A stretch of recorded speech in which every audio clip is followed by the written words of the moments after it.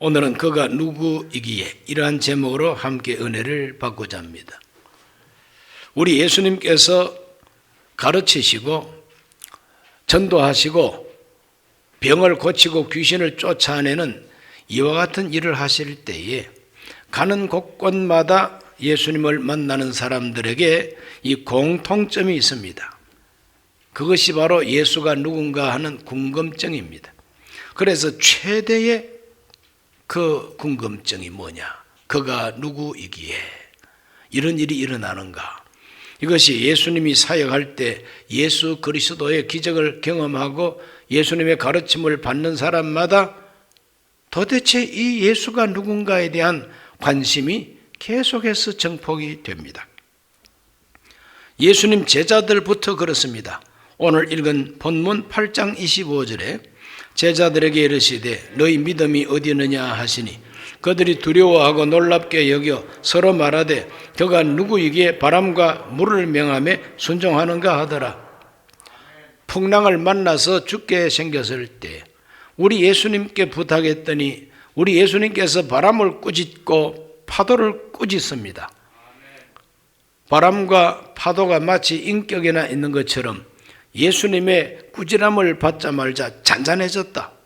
도대체 이러한 능력을 행사하는 이 예수가 누군가? 이것이 예수님 제자들의 궁금증이었어요.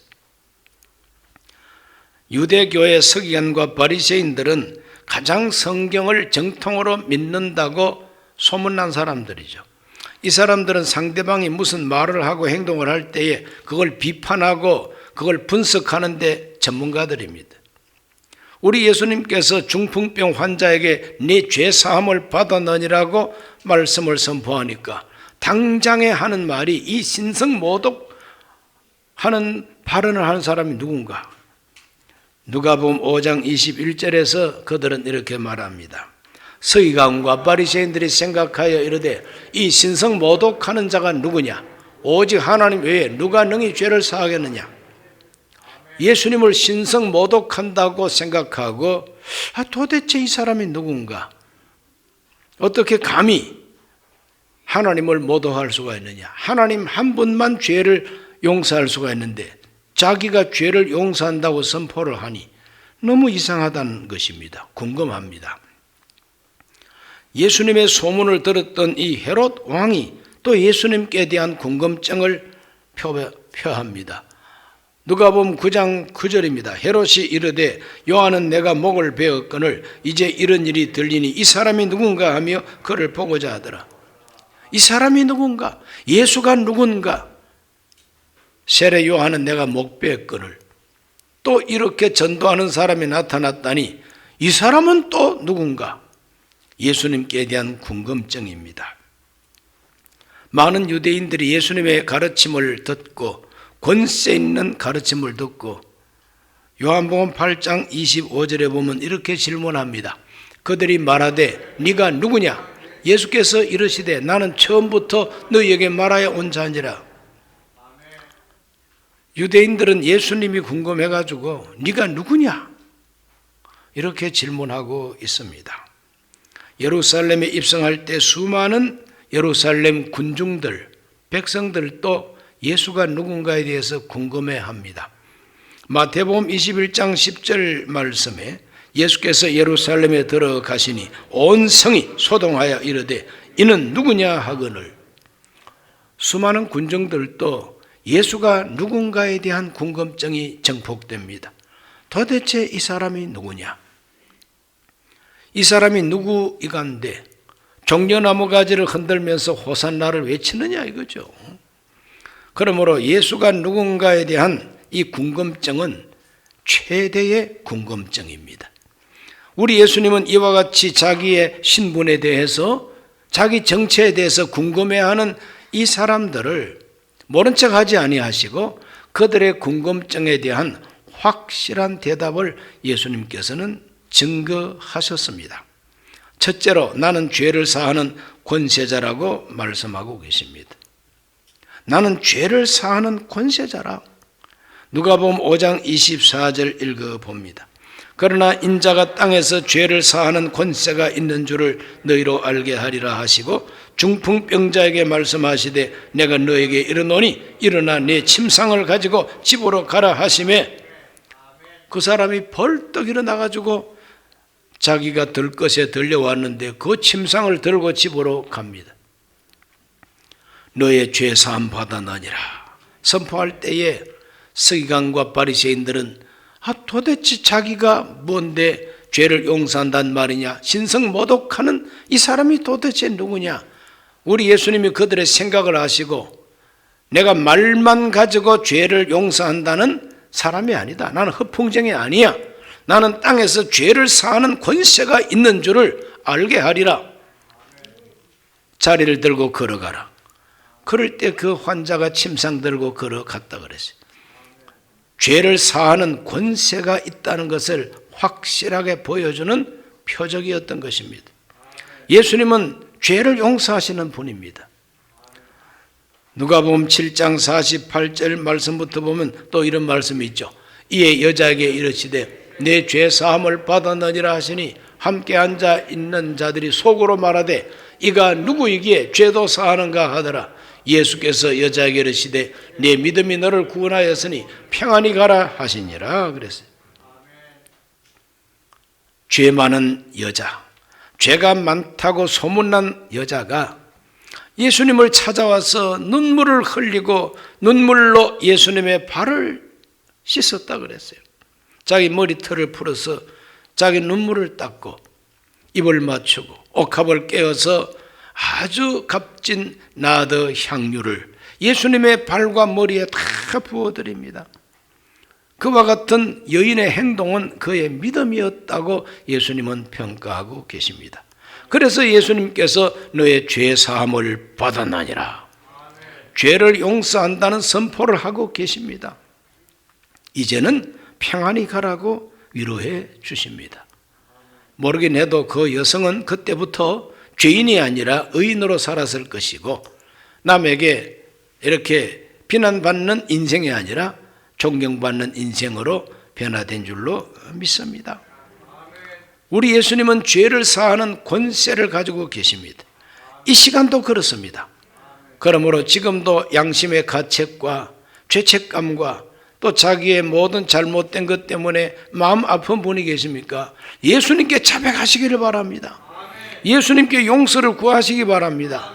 왜? 예수님은 하나님 아들이요 예수님은 우리의 구주요 죄를 용서하는 권세를 가지고 우리 죄를 용서하기 위하여 자기의 피를 흘려서 대속하신 분이기 때문에 우리 죄를 지금도 용서합니다. 그걸 믿으시기를 바랍니다. 예수님은 허물과 죽은 우리를 살리시고 우리 모든 죄를 다 자기의 보혈로 다 대속해 주셔서 용서하시는 분으로 지금도 살아 계십니다. 두 번째로 나는 세상의 빛이라고 예수님 말씀하십니다. 요한복음 9장 5절에서 말합니다. 내가 세상에 있는 동안에는 세상의 빛이로라 그랬어요. 예수님은 세상의 빛이라고 말씀하시고 나면서부터 소경된 사람을 우리 예수님은 눈뜨게 합니다. 진흙을 자기 침으로 진흙을 이겨가지고 그걸 눈에다가 다 이렇게 바르면서 실로암 연못에 가서 씻으라고 말씀하셨어요. 그래서 이 환자가 이 소경이 자기 눈에 진흙을 발라가지고 연못에 가서 씻었더니 세수를 했더니 환하게 보였습니다. 날 때부터 소경이니까 한 번도 본 적이 없는 사람이죠. 어머니가 어떻게 생겼는지, 아버지가 어떻게 생겼는지, 내 가족이 어떻게 생겼는지, 예루살렘 성전이 어떻게 생겼는지 도무지 모르는 나면서부터 소경. 눈 뜨고 보니까 온 세상이 새하늘과 새 땅으로 보였겠죠. 새하늘과 새 땅으로 보였어요. 몸에 심각한 암이 걸린 사람이 하나님께 기도하고 우리 하나님이 치료해 주셔서 암세포가 딱 사라졌을 때 그분의 느낌이 새하늘과 새 땅에 다시 태어난 기분이라고 간증하는 것도 들어봤습니다. 정말 새하늘과 새 땅이죠. 이렇게 우리 예수님께서는 세상의 빛이라고 말씀하십니다. 요한복음 8장 12절에서도 말씀하십니다. 예수께서 또 말씀하여 이르시되 나는 세상의 빛이니 나를 따르는 자는 어둠에 다니지 아니하고 생명의 빛을 얻으리라 그랬어요. 여러분, 빛이 얼마나 중요한지, 빛이 없고 캄캄한 그와 같은 환경 속에서는 구분이 안 됩니다. 무엇이 있는지 구분이 되지를 않습니다. 내 앞길이 칠흑같이 어두우면 달려갈 수가 없습니다. 부딪히게 됩니다.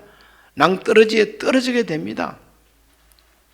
서울에 올라와서 자취했던 과거의 그 자취생들 가운데 어떤 대학생들이 집에서 보내준 간장 단지를 가지고 맛있게 정말 참 자취해서 밥 비벼 먹었는데 나중에 간장이 다 떨어졌네. 간장 그릇을 비우겠다고 대낮에 나가서 딱 씻으려고 보니까 커다란 쥐 한 마리가 눈을 지그시 감고 돌을 닦듯이 간장 단지 안에서 그냥 불어 터져 있더라는 거예요. 여러분, 그걸 눈으로 보고 먹을 수 있습니까? 천리 말리 도망가고 던져버렸겠죠. 안 보이니까 맛있게 먹었어요. 안 보이면 그렇다 이 말이죠. 시력 검사해서 내 오른쪽 왼쪽 눈이 1.5, 2.0이야.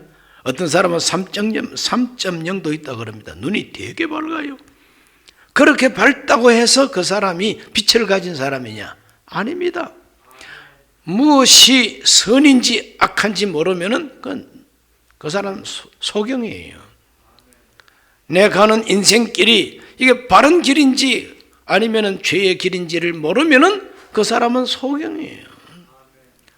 그러므로 소경된 자마다 예수 그리스도께서 빛이 되셔서 예수님이 주시는 빛을 받아가지고 눈을 떠야 됩니다. 우리 영혼의 눈이 밝아져야 됩니다. 내 정신의 눈이 밝아져야 됩니다. 우리의 판단력이 밝아져야만 됩니다. 불신앙의 눈이 믿음의 눈으로 떠야 됩니다. 그러므로 우리 하나님은 우리에게 빛을 주러 오셨습니다. 생명의 빛이 되십니다. 참된 빛이 되십니다. 진리의 빛이 되십니다.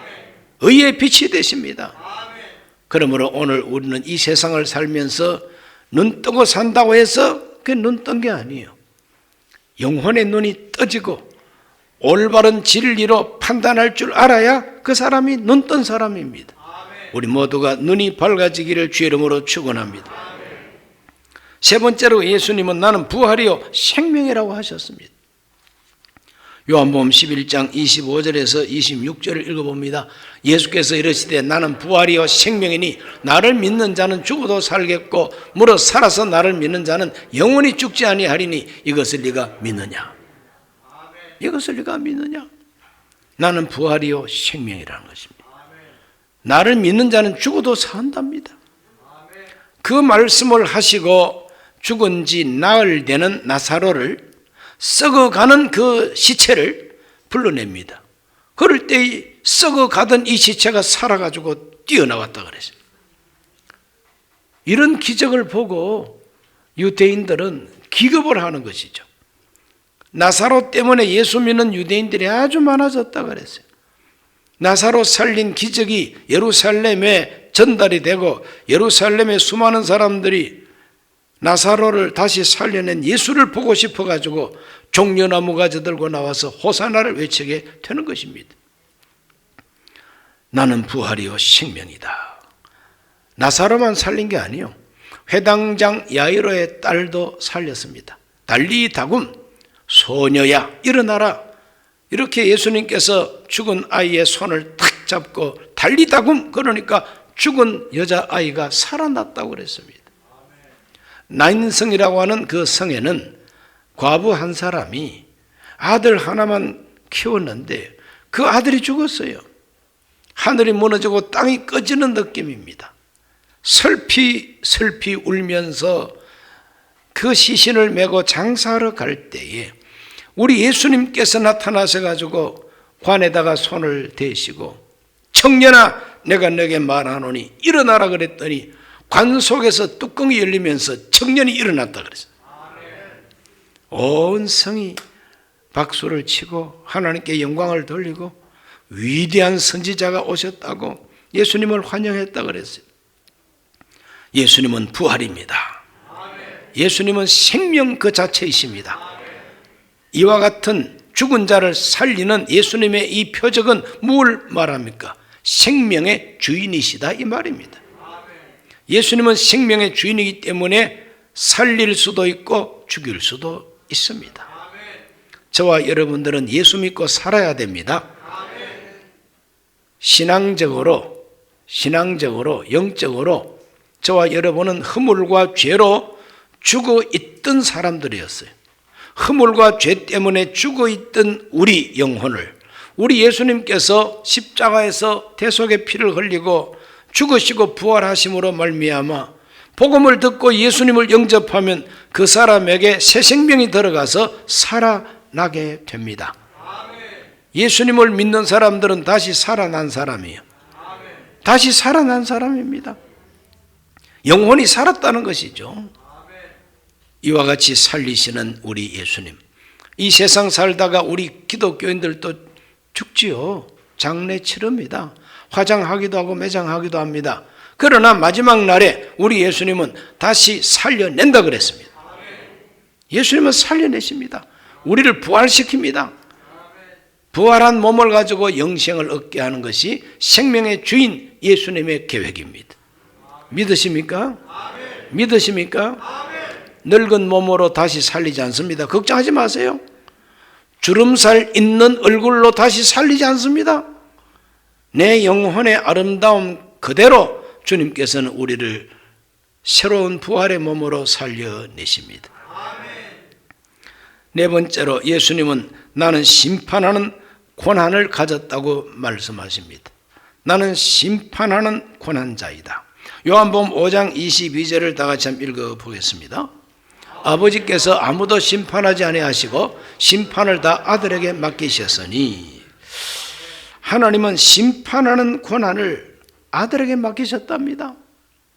그리고 5장 27절과 29절을 다 같이 한번 읽어보겠습니다. 또 인자됨으로 말미암아 심판하는 권한을 주셨느니라. 이를 놀랍게 여기지 말라. 무덤 속에 있는 자가 다 그의 음성을 들을 때가 오나니 선한 일을 행한 자는 생명의 부활로 악한 일을 행한 자는 심판의 부활로 나오리라 그랬어요.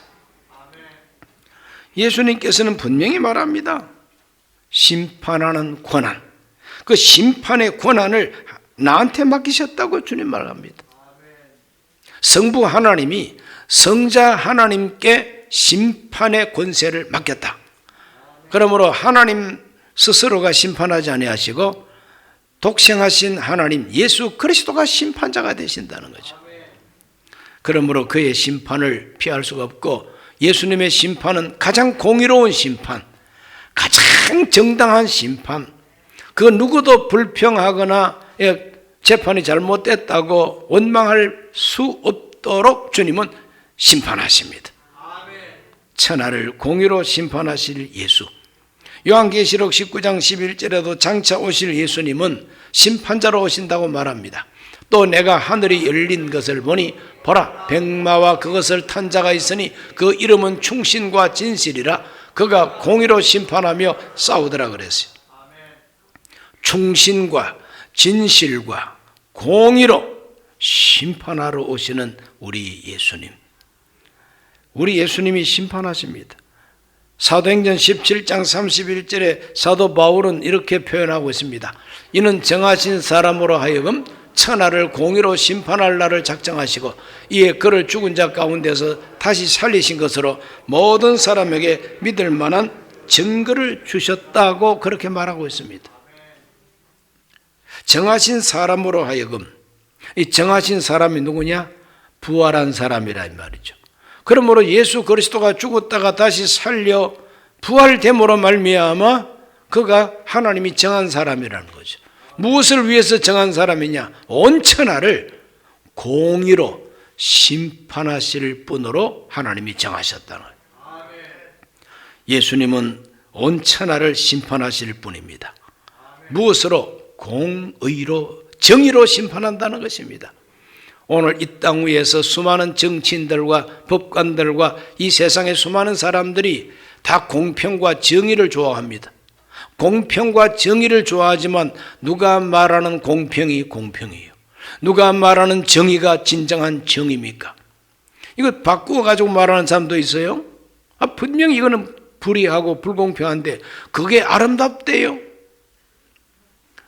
아니, 그런 것을 아름답다고 보는 그 눈은 눈입니까? 눈가리입니까? 정말 참 기가 막힙니다. 그렇기 때문에 이 세상에서는 권력만 잡으면 자기가 정의래요. 권력만 잡으면 자기가 원하는 게 공평이랍니다. 아니요. 하나님의 정의가 있습니다. 하나님의 공평이 있습니다. 그걸 가지고 심판하실 심판자가 누구냐? 예수님이라는 것입니다.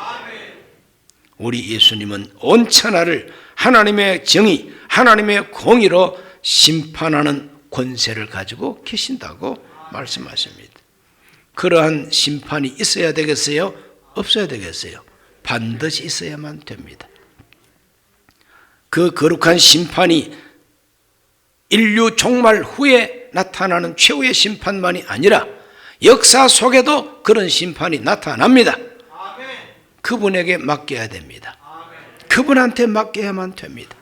우리 예수님께서 공의로 심판하소서.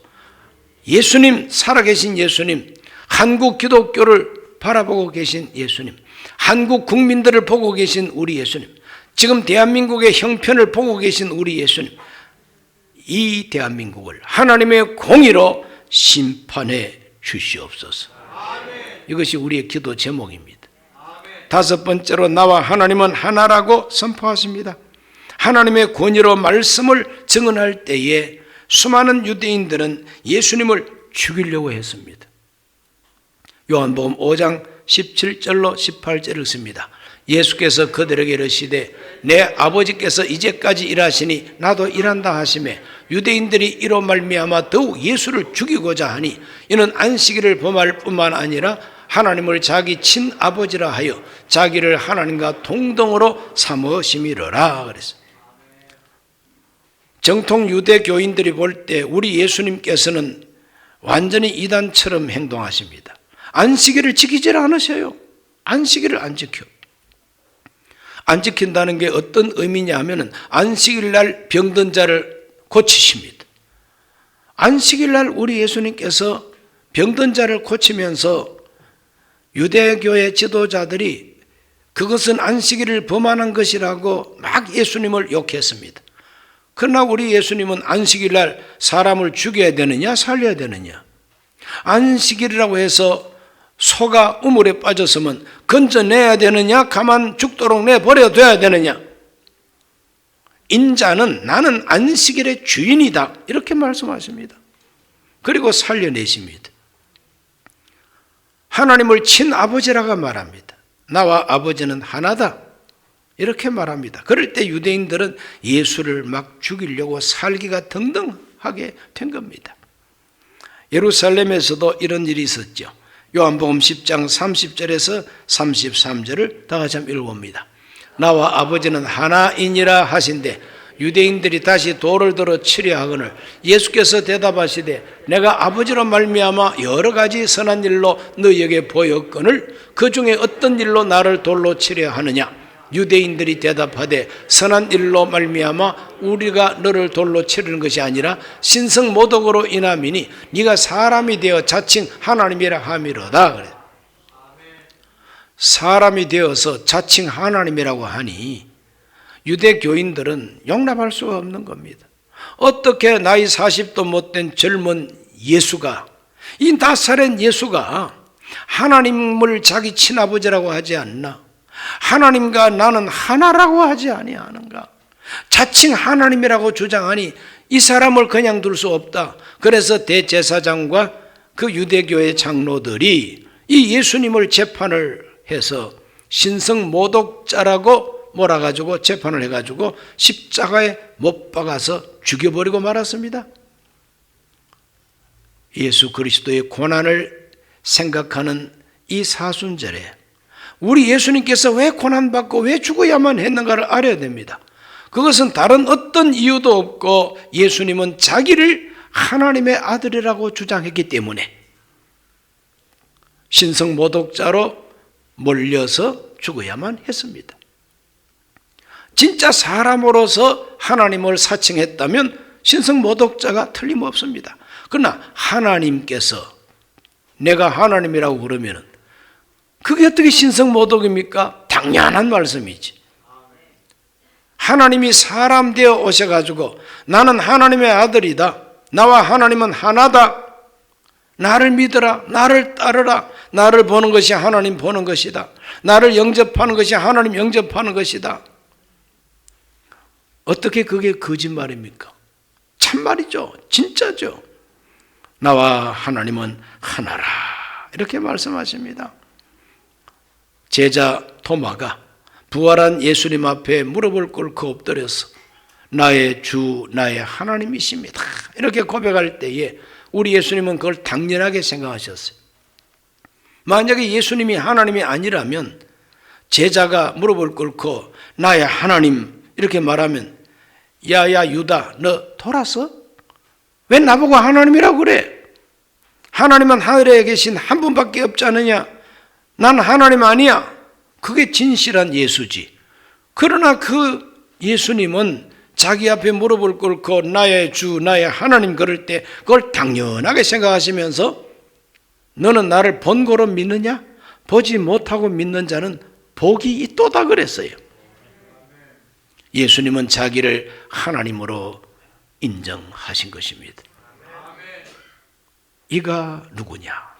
그가 누구냐? 나사렛 예수가 누구시냐? 우리 예수님은 계속해서 자기가 누구라는 것을 보여주십니다. 그리고 제자들에게 묻습니다. 세상 사람들이 나를 누구라 하더냐? 이렇게 저렇게 말합니다. 그러니까 그건 제껴두고 너희들은 나를 누구라 하느냐? 나와 함께 먹고 마시고 살고 있는 나를 랍비라고 하고 나를 주님이라고 하는 너희들은 나를 누구라 하느냐 그럴 때에 베드로가 말합니다. 주는 그리스도시요 살아계신 하나님의 아들이 되십니다.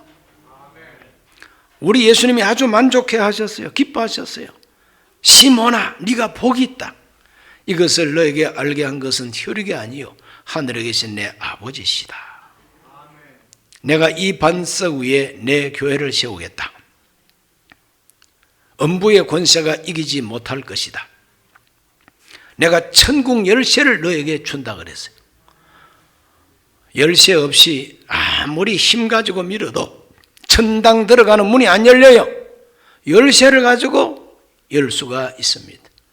예수 그리스도가 나의 주님, 예수님이 하나님의 아들, 예수님께서 정말 하나님이시라고 믿는 이 믿음 아니고는 천당문 안 열립니다. 가장 핵심이죠. 이것을 너에게 알게 한 것은 혈육이 아니라 학교 가서 배운 게 아니라 전통적인 지식이 아니라 하나님이 알게 하셨다는 거죠. 하나님이 베드로에게 어떻게 알게 하셨습니까? 베드로가 어느 날 꿈꾸다가 꿈속에서 하나님께서 전설 따라 삼천리에 나오는 산신령처럼 예수가 내 아들이니라 이렇게 해가지고 알았습니까? 그런 거 없어요. 베드로는 철저히 예수님이 가르칠 때 턱 밑에서 듣고 예수님이 전도하실 때 따라다니면서 듣고 예수님이 행하시는 기적을 보고 파도 속에서 주님이 권능을 행하는 걸 경험하고 마침내 나의 주 나의 하나님이라고 알게 된 겁니다. 저와 여러분도 우리의 모든 생활 속에 예수님이 정말 살아계신 나의 주님인 것을 경험하시기를 바랍니다. 체험하시기를 바랍니다. 그래야 믿음이 확실해지는 것이죠. 예수님께서는 여기서 5가지로 소개했는데 이거 말고도 단도직입적으로 나는 길이요 진리요 생명이다 그랬습니다. 나는 참 포도나무라 그랬습니다. 나는 선한 목자라 그랬습니다. 나는 양의 문이라 그랬습니다. 나는 처음부터 말해온 자라고 말씀하셨습니다. 그 처음은 태초입니다. 나는 태초부터 말씀해온 존재라는 것입니다. 그것이 요한복음 1장 1절에서는 태초에 말씀이 계시니라. 이 말씀이 하나님과 함께 계셨으니 이 말씀이 곧 하나님이라. 말씀 속에 우리에게 생명의 빛이 주어진다고 고백하고 있습니다. 예수님이 바로 태초부터 말씀하신 말씀이라 이 말이죠. 이와 같이 신약 성경에 보면은 우리 예수님이 가르치고 전도하고 병 고치고 귀신 쫓아낸 이 모든 예수님의 일은 한 가지로 집중됩니다. 예수가 누구신가를 확실하게 해주는 바로 그 해답인 것입니다. 오늘 우리 모두는 정말 예수님을 올바로 알고 섬기시기를 바랍니다. 이 제자들이 풍랑을 만나 죽게 생겼을 때에 우리 예수님을 깨우고 예수님께 맡겼더니 예수님께서 잔잔하게 했다고 그랬으니, 저와 여러분이 경험하는 2021년 이 팬데믹 시대 속에 팬데믹을 만난 우리 대한민국, 여러 가지 이 세상 부정부패를 바라보고 있는 이 풍랑 속에서 주여 우리가 죽게 생겼나이다, 우리 예수님이 잔잔하게 해주시기를 예수님의 이름으로 축원합니다. 기도합니다. 살아계신 아버지, 우리 모든 성도들 한 분 한 분 예수님이 누구신가를 분명하게 확신하게 하여 주옵소서. 주는 그리스도시요 살아계신 하나님의 아들이 되신다는 이 베드로의 고백이 우리 한 사람 한 사람의 신앙 고백 되게 해 주옵소서. 베드로의 경험을 통하여 하나님께서 깨닫게 해주신 같이 우리 인생의 경험을 통하여 예수님 만나고 깨닫게 해 주옵소서. 예수님 이름으로 기도하옵나이다. 아멘. 잠시 고개를 숙입니다. 언제 어디서든지 이 메시지를 접하고 과연 예수님은 나의 주님이시다, 나도 예수 그리스도를 영접하고 살겠다, 이러한 마음을 가진 분은 계신 곳 그곳에서 이 기도를 함께 하시기 바랍니다. 하나님 아버지, 저는 죄인입니다. 어디에서 와서 왜 살며 어디로 가는지 알지 못하고 죄 가운데 살았습니다. 저의 죄를 위하여 십자가에서 죽으시고 부활하신 예수님을 제 구주로 모셔드립니다. 저는 하나님 자녀가 되었습니다. 지금부터 영원토록 주님과 함께 살겠습니다. 예수님 이름으로 기도드립니다. 아멘.